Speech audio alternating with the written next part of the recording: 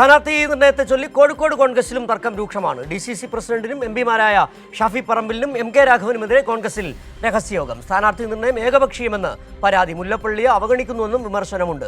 വിവരങ്ങളുമായി കുട്ടൻ ചേരുന്നുണ്ട് കോഴിക്കോട് നിന്ന്. കുട്ടൻ, ഏതായാലും ആദ്യമായി അതായത് സുധാകരനും അതോടൊപ്പം തന്നെ അടൂർ പ്രകാശും അടക്കമുള്ളവർ നിയമസഭാ തെരഞ്ഞെടുപ്പ് സീറ്റ് ആവശ്യപ്പെട്ട് വന്നപ്പോൾ അന്ന് MK രാഘവൻ വ്യത്യസ്തമായ നിലപാടെടുത്തിരുന്നു. പാർട്ടി പറയട്ടെ എന്ന നിലപാട് തന്നെയായിരുന്നു.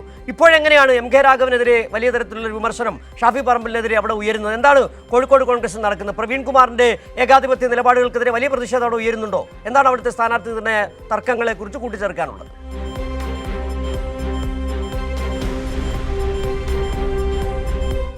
കോഴിക്കോട് കോൺഗ്രസിനകത്ത് കൂടിയാലോചനകൾ നടത്താതെ ഒരു വിഭാഗം മാത്രം ആലോചിച്ചുകൊണ്ട്, നേതൃത്വത്തിൽ ഒരു വിഭാഗം മാത്രം ആലോചിച്ചുകൊണ്ട് ഏകപക്ഷീയമായി സ്ഥാനാർത്ഥി നിർണയം നടത്തുന്നു എന്നുള്ളതാണ് പ്രധാനപ്പെട്ട പരാതി. ഇവിടുത്തെ കോഴിക്കോട്ടെ പ്രധാനപ്പെട്ട ഒരുപാട് കോൺഗ്രസ് നേതാക്കൾ ഇത്തരത്തിൽ പരാതികൾ നേരത്തെ തന്നെ പറയുന്നുണ്ടായിരുന്നു.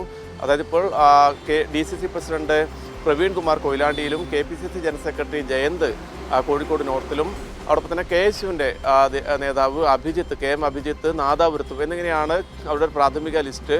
ഈ സാധാരണയായി കോൺഗ്രസ് 2, 3, 4, 5 ആൾക്കാരുടെയൊക്കെ പേരൊക്കെ കൊടുക്കുന്നതാണ്. പക്ഷേ ഈ 3 സീറ്റിലേക്ക് ഒരു പേര് മാത്രമാണ് ഇപ്പോൾ ഇവിടുന്ന് കൊടുത്തിരിക്കുന്നത്. അത് പ്രവീൺ കുമാറിൻ്റെ ഇടപെടലിനെ തുടർന്നാണ് ഇത്തരമൊരു നീക്കം നടത്തിയത്. അതിന് MK രാഘവൻ MP അതോടൊപ്പം തന്നെ ഷാഫി പറമ്പിൽ MP ഇവരുടെ പിന്തുണയുണ്ട്. ഈ ഒരു ടീമിൻ്റെ ആലോചനയുടെ ഭാഗമായിട്ടാണ് ഇത്തരമൊരു സ്ഥാനാർത്ഥി നിർണയത്തിൻ്റെ ഘട്ടത്തിൽ ഇത്തരം പേരുകളൊക്കെ ഉയർത്തിക്കൊണ്ടുവരുന്നത്. എന്നാൽ ആ സീറ്റിലേക്ക് മോഹമുള്ള ഒരുപാട് നേതാക്കൾ, പ്രാദേശികമായി നിരവധി കാലങ്ങളായി പ്രവർത്തിക്കുന്ന ഒരുപാട് നേതാക്കൾ ആ സീറ്റിലേക്ക് നേരത്തെ തന്നെ മോഹിച്ചിരുന്നു. എന്നാൽ അവരുടെ പേരുകൾ പോലും ഒരിടത്ത് പോലും പരാമർശിക്കാത്ത ഇത്തരത്തിൽ നേതാക്കളെ ചൊടിപ്പിച്ചിരിക്കുന്നത്. അങ്ങനെയാണ് ഈ നേതാക്കൾക്കെതിരെ ശക്തമായ രീതിയിലുള്ള പ്രതികരണങ്ങളുമായി രംഗത്ത് വരാൻ ഇവർ തീരുമാനിച്ചിരിക്കുന്നത്.